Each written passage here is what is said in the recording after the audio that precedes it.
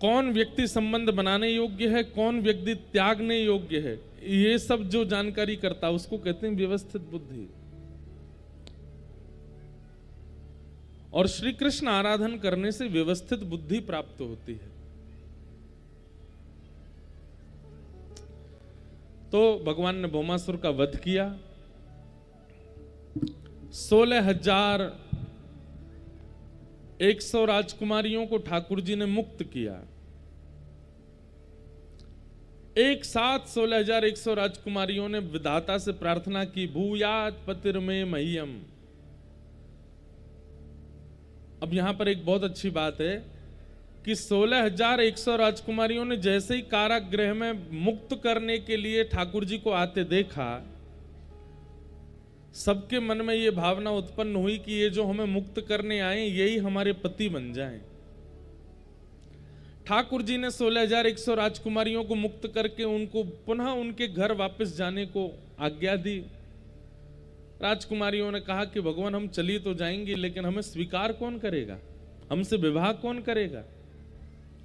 हमारे जीवन भर हमारे ऊपर एक बात बनी रहेगी कि हम बंधी रही हैं एक के यहाँ। हमने इस प्रकार का एक राजा के यहाँ पर, एक राजकुमार के यहाँ पर बंधत्व स्वीकार किया है, कौन हमसे ब्याह करेगा। और यदि बिना ब्याह के माता पिता के साथ भी रहेंगे तो कुछ समय बाद माता पिता को कहीं हम बोझ ना लगने लग जाएं। हे नाथ, हमें कौन स्वीकार करेगा। ठाकुर जी मन में विचार करने लगे, इनकी बात तो सही है। तो बोले तो फिर हम पर एक ही रास्ता है क्या, कि हम आत्महत्या कर लें। ठाकुर जी बोले वो तो उचित नहीं है। बोले कोई और रास्ता बताइए। तब सबने कहा कि आप हमसे ब्याह कर लो, आप हमारा वर्ण कर लो। ठाकुर जी ने विचार तो किया कि भाई सब लोग कुछ भी बात बनाएंगे, लेकिन कर्तुम कर्तुम अन्यथा कर्तुम समर्थ ईश्वर। जो कोई नहीं कर सकता वो करने की सामर्थ्य जिसके पास है वो ईश्वर है। ठाकुर जी ने 16,100 राजकुमारियों से एक साथ ब्याह किया। और ठाकुर जी के कुल कितने ब्याह हो गए? 16,108। भगवान ने द्वारिका में 16,108 भवन बनाए और एक एक पत्नी को एक एक भवन प्रदान किया। आश्चर्य की बात यह है कि एक ही श्री कृष्ण, 16,108 पत्नियां हैं, पर ठाकुर जी एक एक पत्नी के साथ अलग अलग रूप में निवास करते हैं एक ही समय पे। मतलब श्री कृष्ण भी 16,108 रूप धारण करके सब पत्नियों के साथ में निवास करते हैं। इसका प्रमाण तब मिलता है जब नारद जी दर्शन करने आए। आजकल के हमारे भाई लोग, बहन लोग एक के अलावा अनेकों को अपना मान लेते हैं, एक के अलावा दो तीनों से अपना प्रेम भाव रखते हैं, और फिर कई बार कई बालक बोल देते हैं हम तो श्री कृष्ण के पद चिन्हों पे चल रहे हैं। उनने भी तो इतने सारे ब्याह किए, हम इतने तो नहीं कर रहे, 3-4 तो रख ही सकते हैं। लेकिन शर्त है कि ठाकुर जी की तरह रहो। ठाकुर जी जैसे 16,108 पत्नियों के साथ एक ही समय पर अलग अलग रूप में निवास करते हैं। आप में ये क्षमता हो तो करो, लेकिन आपकी क्षमता नहीं है तो श्री ठाकुर जी का नाम लेकर के इस प्रकार का व्यभिचार मत कीजिए। सदा एक के ही रहिए। इससे बड़ा ना कोई व्रत है, ना कोई तप है, ना कोई अनुष्ठान है। एक बार पाणी ग्रहण जब होता है अग्नि के समक्ष, माता पिता के समक्ष, ब्राह्मणों की वेद ध्वनि के साथ, तो जिसका हाथ थामा है उसके साथ रहिए, उसको सर्वस्व मानिए। ये पतियों के लिए भी है और पत्नियों के लिए भी है। अब रही बात कि फिर आजकल थोड़ा सा दैत्य स्वभाव उत्पन्न हो रहा है लोगों में। कलयुग आ रहा है ना, जैसे जैसे घोर कलयुग आएगा वैसे वैसे दैत्यता बढ़ती जाएगी, लोगों की राक्षसत्व बढ़ता जा रहा है।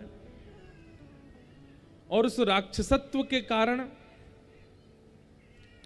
गलत प्रकार का व्यवहार लोग कर रहे हैं आजकल अपने वैवाहिक संबंधों में। कई बार हमको कई माताओं के पत्र आते हैं, कई बहनों के पत्र आते हैं, बोले महाराज जी आप कहते हो एक ही के रहो, पर वो एक ही रोज पीता हो, रोज खाता हो, रोज मारता हो, रोज गंदा बोलता हो, रोज इस प्रकार का व्यवहार करता हो, वो भी सहें। देखिए एक बात सुनिएगा, पति का मतलब होता है रक्षक। पति का मतलब क्या होता है? जो रक्षा करे उसे पति कहते हैं। भगवान को जगतपति कहकर के पुकारा जाता, बोलो क्यों? पूरे विश्व की रक्षा करते हैं, इसलिए पति।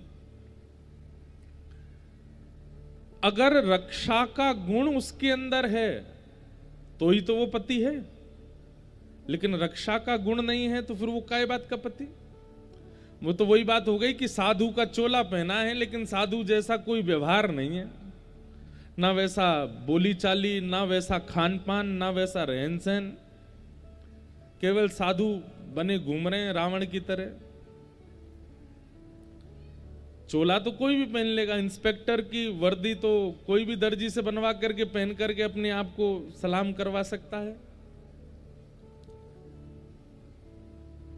वस्त्र से, आवरण से किसी भी रूप को धारण कर लेना बहुत आसान है, परंतु वास्तविकता उस रूप की तब मानी जाए जब आप भीतर से वैसे हो। हम आपको बता नहीं सकते कैसे कैसे वेदना वाले पत्र आते हैं हमारे पास में, क्या क्या लोग करते हैं अपने अपने घरों में, पर हमें लगता है कि हम सार्वजनिक रूप से कैसे कह दें। इसलिए हम कहते हैं कि रक्षक का गुण है, रक्षा करता है। बच्चों का ध्यान रखना, पत्नी का ध्यान रखना, भविष्य की चिंता करना, बच्चों को पढ़ाना लिखाना आदि आदि ये सब गुण हैं तो ही वो पति है, और ऐसे का निर्वहन करना है। लेकिन मांस भक्षण करता है, परस्त्री गमन करता है, मद्यपान करके मारता पीटता अभद्र भाषा का प्रयोग करता है, उस समय पर बहनों को 3 बार मौका देना चाहिए। बस 3 बार आप प्रयास करो कि वो अपने कुभाव को त्याग करके सुधर जाएं, सुदृढ़ हो जाएं। लेकिन उनका राक्षसत्व फिर यदि खत्म ना हो तब भी वो व्यवहार स्वभाव बना रहे, तो 2 ही उपाय हैं, या तो त्याग या फिर अपना प्रारब्ध मान करके सहन करो। बस या तो अपना कर्म मान करके सहन करो या फिर त्याग करो। अन्यथा छोटी छोटी बातों पर किसी, अब आप लोग ज्यादा अनुभवी बैठे, हमारा तो हुआ नहीं अभी तक ब्याह, हमको ज्यादा पता नहीं, आपको ज्यादा पता होगा, लेकिन ऐसी बातों पर कोई बात नहीं थी, केवल एक सामान्य सी बात पर कई माताएं बहनों में भाइयों में इसलिए द्वंद्व हो जाता है कि उन्होंने इच्छा प्रकट कर दी कि नहीं गांव छोड़ के शहर में रहो, शहर छोड़ के बड़े शहर में रहो, इनके साथ मत रहो। इन छोटी छोटी बातों पर विवाद हो जाता है, भोजन पानी को लेके विवाद हो जाता है, छोटे छोटे, आजकल तो हम क्या बताएं, इतनी बड़ी बात ही नहीं होती है, सामान्य सी बातों पर लड़ाई करके एक दूसरे से अलग हो जाते हैं, ये अच्छा नहीं है। देखिए एक बात हमारी सुनिएगा, संबंध का मतलब होता है निभाना, और जहां निभाने का गुण ना हो वहां संबंध टिक नहीं सकता। ठाकुर जी ने 16,108 विवाह किए और 16,108 पत्नियों के साथ अलग अलग रूप में ठाकुर जी निवास करते हैं।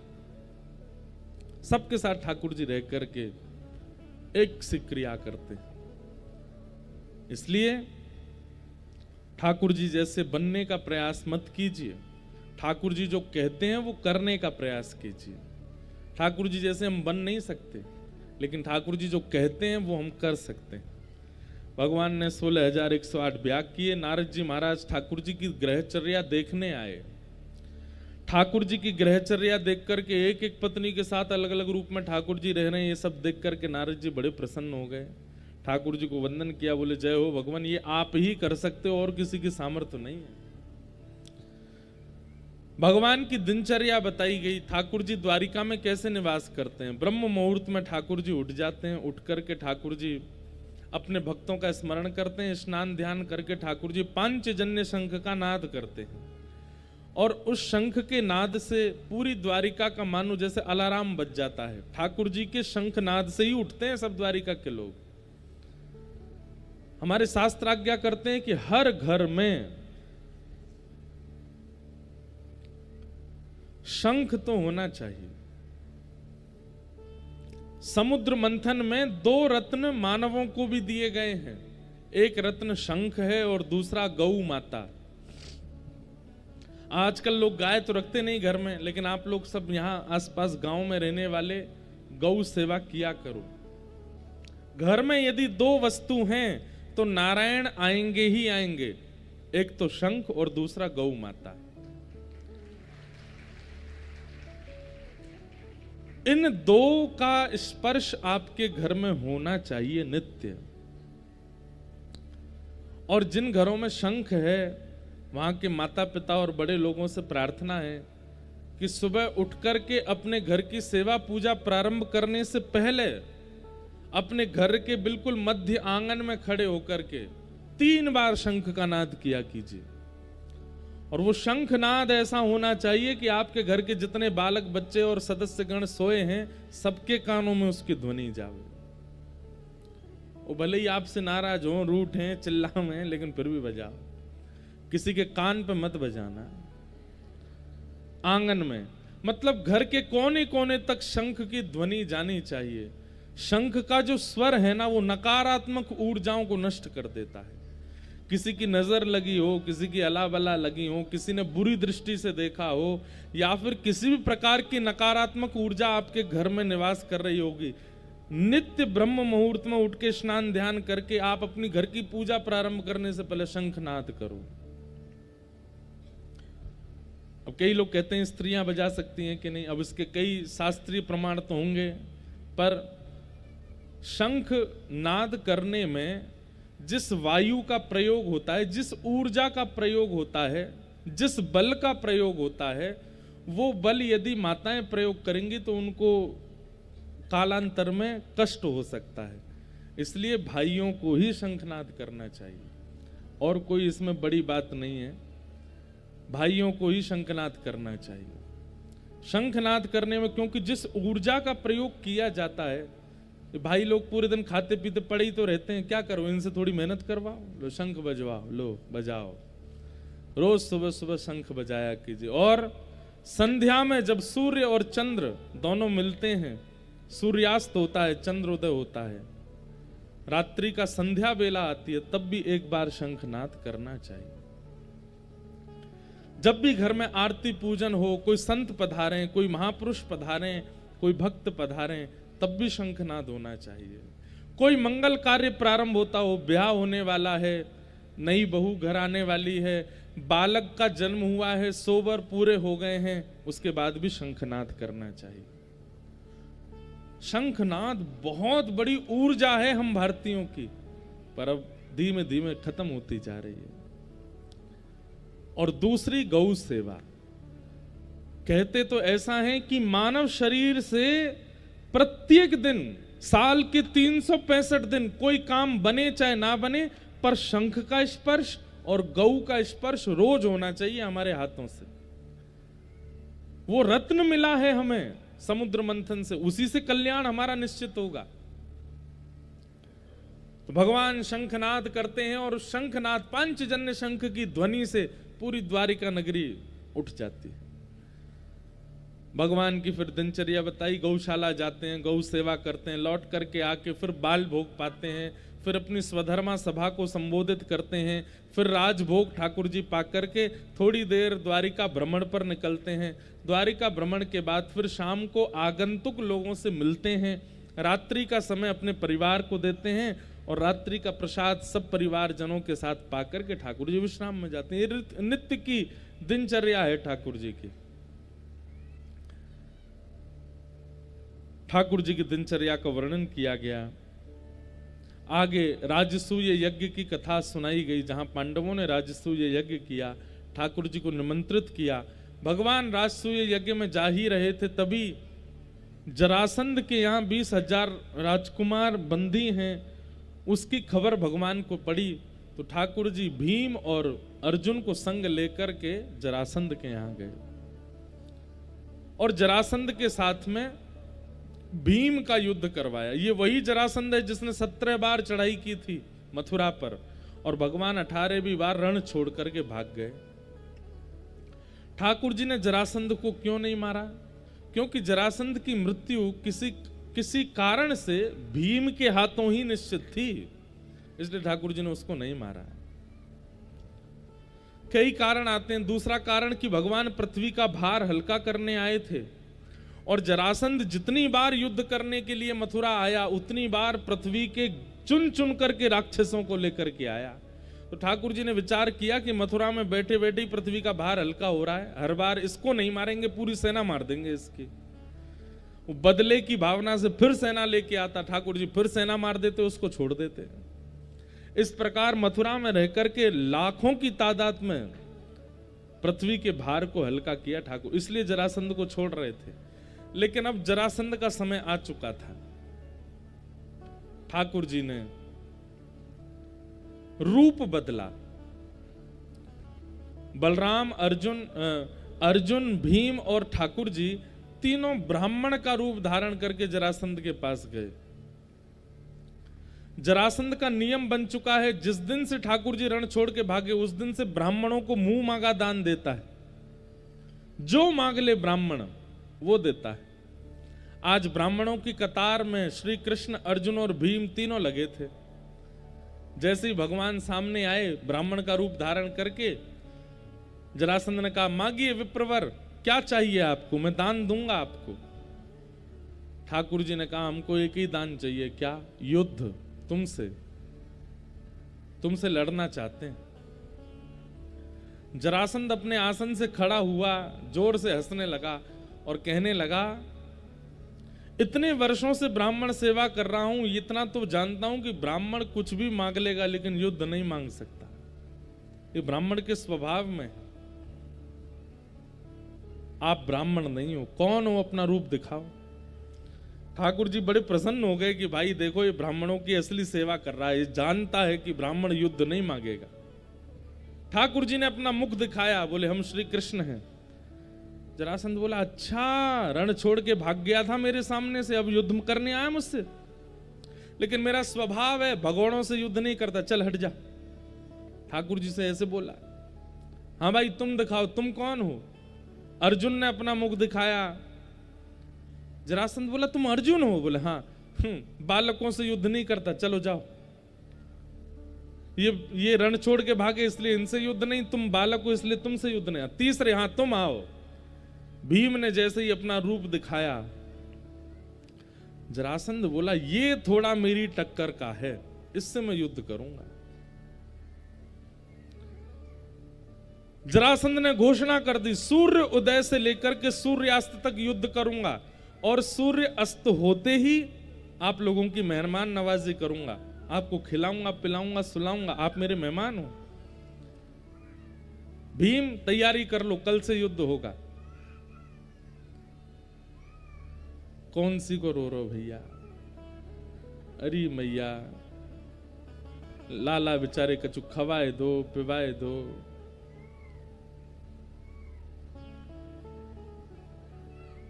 वाह, ये भी एक संगीतकार हैं हमारे। जैसे सब स्वर देते हैं, ये भी स्वर दे रहे हैं, आलाप दे रहे हैं बीच में। राग काल भैरव।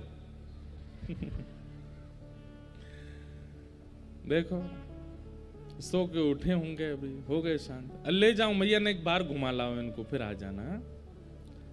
बोलो वृंदावन बिहारी लाल की जय। क्या निवेदन कर रहे थे हम?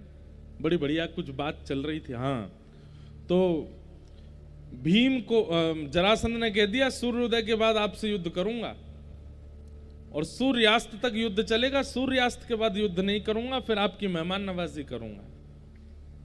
लेकिन जरासंध सामान्य नहीं था, 10,000 हाथियों का बल था उसके पास।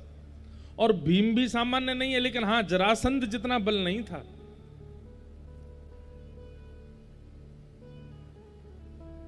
जरासंध जैसे युद्ध करता, इतना मारता, इतना मारता। नस नस ढीली हो जाती भीम की। और ठाकुर जी और अर्जुन दोनों कोने में बैठे बैठे बढ़िया मजे से देखते रहते और भीम को कहते ऐसे वाला दाव खेलो, ऐसे उठा के फेंक दो इसको। लेकिन जैसे ही भीम लड़ने जाता तो जरासंध इतनी जोर का मुष्टिक प्रहार करता कि 2 मिनट के लिए तो मूर्छा हो जाती। और शाम को जब भीम पस्त हो जाते तब एक हाथ अर्जुन अपने कंधे पर रखते, दूसरा हाथ ठाकुर जी रखते, उसको उठा के लेके जाते भीतर। केला खाओगे? केला खाओ, सेब लाएं तुम्हारे लिए, जूस बना के लाएं। भीम बोला चुप रहो, बैठे बैठे आनंद करते हो, ये नहीं कि थोड़ी मेरी सहायता करो, खाते पीते हो, सोते रहते हो, रात भर खर्राटे मारते हो दोनों, और मुझे चिंता रहती है सुबह लड़ेगा मुझसे। ठाकुर जी बोले तो इतना परेशान क्यों होता है? भगवान ने पांडवों के साथ बड़े आनंद किए हैं। अरे तो मुझे बताओ मेरे साथ क्यों आए हो यहाँ पे? अब मुझे तो पता भी नहीं था कि जरासंध के यहाँ आना है, तुम मुझे लेकर के आए और अब यहाँ होलिका का श्रीफल बना दिया मुझको लाके। पूरे दिन पीटता है मुझको, तुम दोनों आनंद करते हो। ठाकुर जी मंद मुस्कुरा करके बोले भीम, जरासंध की मृत्यु मेरे हाथों होनी होती तो मथुरा में ही मार दिया होता इसको, लेकिन इसकी मृत्यु तेरे हाथों। तो कैसे मरेगा वो? ठाकुर जी बोले तू युद्ध करता है और युद्ध में अपना पूरा बल प्रयोग कर देता है दिखाने के लिए कि देखो मेरा कितना बल है। अरे बीच बीच में कभी कभी अपनी योग्यताओं को भूल करके मेरी ओर देखा कर, मेरी ओर दृष्टि डाला कर, मैं तुझे कुछ बताऊंगा, उससे जरासंध की मृत्यु होगी। अब इसके ऊपर हमारे आचार्यगण कितना सुंदर उत्तर देते हैं कि जरासंध कौन है? जरासंध है हमारा समय। और भीम कौन है? भीम है हम रोज अपने काल के साथ युद्ध करते हैं, लेकिन अपने हाथ पैर और अपनी योग्यताएं सारी लगा देते हैं, लेकिन काल से जीत नहीं पाते। सुबह उठने से प्रारंभ होता है युद्ध हमारे साथ काल का, और रात तक काल हमको पीटता ही रहता है, और रात को पिट पिटा करके पस्त होकर के सो जाते हैं। सुबह उठ के फिर हमारा युद्ध शुरू हो जाता है। और फिर ठाकुर जी से कहते हैं ठाकुर जी आप मुझ पर कृपा क्यों नहीं करते, आप मेरी रक्षा क्यों नहीं करते, आप मेरे ऊपर दृष्टि क्यों नहीं रखते? ठाकुर जी कहते हैं तू अपने आप को इतना योग्य मान करके युद्ध करता है, तुझे लगता है कि तू जीत जाएगा। अरे अपने युद्ध के मध्य में कभी कभी मेरी ओर देख लिया कर, कभी कभी मेरी कथाओं में आ जाया कर, कभी कभी मेरे वैष्णवों की वार्ताएं सुन लिया कर, कभी कभी भागवती कथा रामायण कथाएं बीच बीच में सुना कर। यहां से तुझे कुछ ना कुछ युक्तियां प्राप्त होंगी जिससे तू अपने कर्म युद्ध में सफल होगा। ठाकुर जी ने भीम को समझाया, मेरी ओर देखा कर। अगले दिन भीम ने युद्ध करते करते ठाकुर जी की ओर देखा तो ठाकुर जी ने एक पत्ता तोड़ के उसको बीच से अलग कर दिया। ठाकुर जी ने मानो कह दिया कि ये मुष्टिक प्रहार, गदा प्रहार और इन सब से कुछ नहीं होगा इसका। एक पैर पर अपना एक पैर रखो, इसके एक पैर पर एक पैर रख के दूसरे पैर से इसको बीच से अलग कर दो। इसकी मृत्यु तभी होगी जब ये बीच से विदर्ण होगा। भीम ने वही किया, ऐसा दांव खेला कि उसके एक पैर पर चढ़ गया, दूसरा पैर पकड़ करके बेग से ऊपर खींचा, बीच से जरासंध अलग हो गया। जैसे ही जरासंध अलग हुआ भीम खुश हो गया, ठाकुर जी की ओर दोनों भुजाएं उठा करके कहने लगा केशव मैं जीत गया, श्री कृष्ण मैं जीत गया। भगवान बोले पीछे देख। जैसे पीछे देखा तो वो तो फिर से एक हो गया, फिर से मारना शुरू किया उसने। इतना मारा, भीम रात को फिर पिटपिटा करके दोनों के कंधा पे हाथ धर के आया कमरे में। ठाकुर जी बोले केला खाओगे, जूस बनाए चीकू का। जरासंध बोला ये सब क्या नाटक करते हो आप, आज तो मैंने देखा था आपकी ओर, फिर कैसे हार गया मैं? ठाकुर जी बोले तूने मेरी ओर देखा था लेकिन जीतने की भावना से देखा था, समर्पण की भावना से नहीं। अरे तू कर्म कर रहा है, उस कर्म में अगर मेरी ओर स्वार्थ दृष्टि से देखेगा कि मेरा ये काम बन जाए, नाथ कृपा करो मेरा ये काम हो जाए, नहीं, निस्वार्थ भाव से मेरे समीप आ। तू युद्ध भूल करके मुझे देखा कर, जरासंध को मारने की भावना भूल करके मेरी ओर देखा कर, एक समर्पण भाव से मेरी ओर देखा कर, तब मैं युक्ति बताऊंगा। अच्छा, युक्ति तो ठाकुर जी पहले भी बता रहे थे, लेकिन अब क्या विशेष हुआ? बोले जब तू समर्पण की भावना से मेरी ओर देखेगा तो जल्दीबाजी में नहीं देखेगा, धैर्यवंत होकर के देखेगा। जरासंध बोला कल धैर्य धारण करके देखूंगा। दूसरे दिन जैसे ठाकुर जी की ओर समर्पण की भावना से देखा, धैर्य चित्त में आया। कल तो जल्दीबाजी में था तो भगवान ने इतना इशारा किया, इतने में तो वो लड़ने लगा। आज जब धैर्यवंत होकर के देखा तो ठाकुर जी ने बीच से अलग करके विपरीत दिशा में फेंकने की आज्ञा दी। धैर्यवंत होकर के जब भीम ने देखा और युद्ध करते हुए उसी प्रकार से बीच से अलग करके विपरीत दिशा में जब फेंका, खूब प्रयास किया उसने एक होने का, लेकिन वो एक नहीं हो पाया और जरासंध की मृत्यु हो गई। बोलो भक्त वत्सल भगवान की। तो युद्ध के बीच अपने समय से युद्ध, काल से युद्ध, कर्म से युद्ध करते करते ठाकुर जी कहते हैं समर्पण की भावना से मेरे सन्मुख आया करो, जीतने की भावना से नहीं। समर्पण की भावना से कुछ तो प्रस्तुत करूंगा। भगवान ने पांडवों का राजसूय यज्ञ संपन्न कराया, वहीं पर शिशुपाल का वध किया। इस प्रकार सूर्य ग्रहण में फिर ठाकुर जी कुरुक्षेत्र गए। वहां जाकर के भगवान ब्रजवासियों से 100 वर्ष बाद मिले। किशोरी जी के साथ में मिलन हुआ, यशोदा मैया जी के साथ मिलन हुआ। ऐसी ऐसी कथाएं सुनाई जाती हैं। भगवान के परम मित्र श्री सुदामा जी का चरित्र सुनाया गया। कृष्णस्यासीत् सखा कश्चित् ब्राह्मणो ब्रह्मवित्तमः विरक्त इंद्रियार्थेषु प्रशांतात्मा जितेंद्रियः। भगवान के परम सखा हैं श्री सुदामा जी महाराज। एक बात हमारी सुनिएगा, भगवान के मित्र अनेक हैं, भगवान का प्रेम अनेकों से है, लेकिन ठाकुर जी के सखा पूरी कृष्ण लीला में केवल 3 हैं। कौन कौन?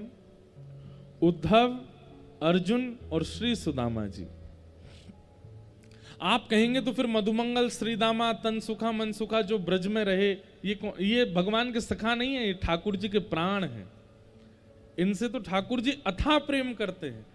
लेकिन सखा की दृष्टि से अगर देखा जाए तो 3 ही सखा हैं ठाकुर जी के, उद्धव, अर्जुन और श्री सुदामा जी।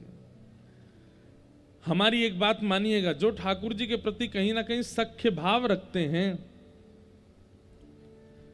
कभी इन तीनों का विस्तृत चरित्र सुनिएगा, उद्धव जी का, अर्जुन जी का और श्री सुदामा जी का।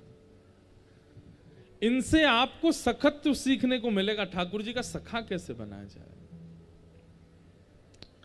ऐसे श्री सुदामा जी का चरित्र सुनाया गया।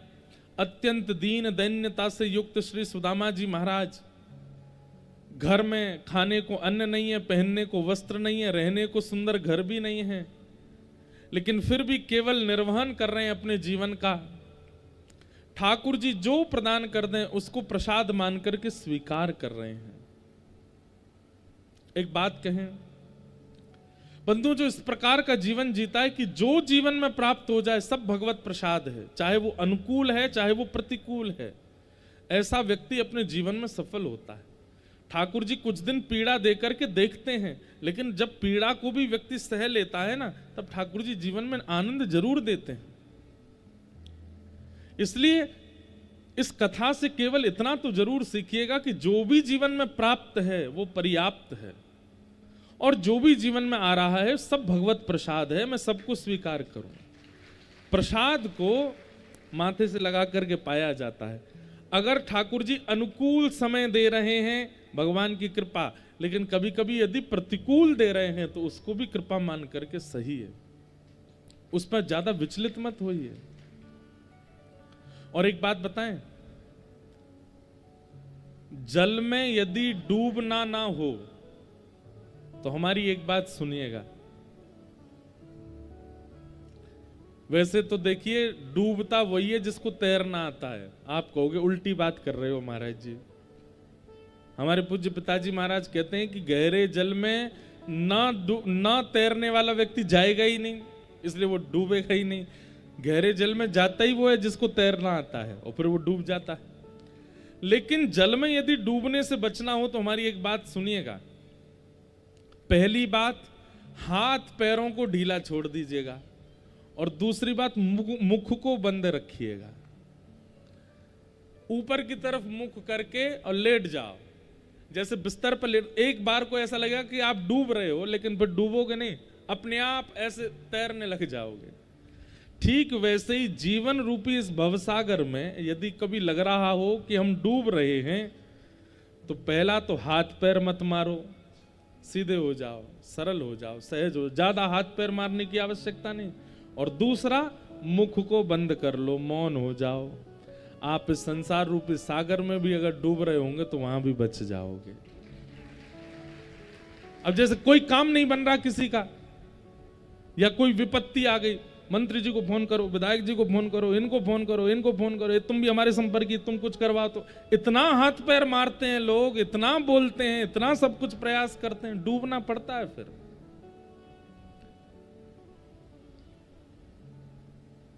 सम हो जाओ, शांत हो जाओ, व्यवस्थित हो जाओ। जो जरूरत है वो शांतता ही बताएगी आपको कि क्या जरूरत है। जब व्यक्ति अशांत होता है ना, तो पूरी देश दुनिया में घूम आता है, और ये होगा, ये होगा, ऐसे हो जाएगा, ऐसे हो जाएगा, फिर वो विचलित होता है।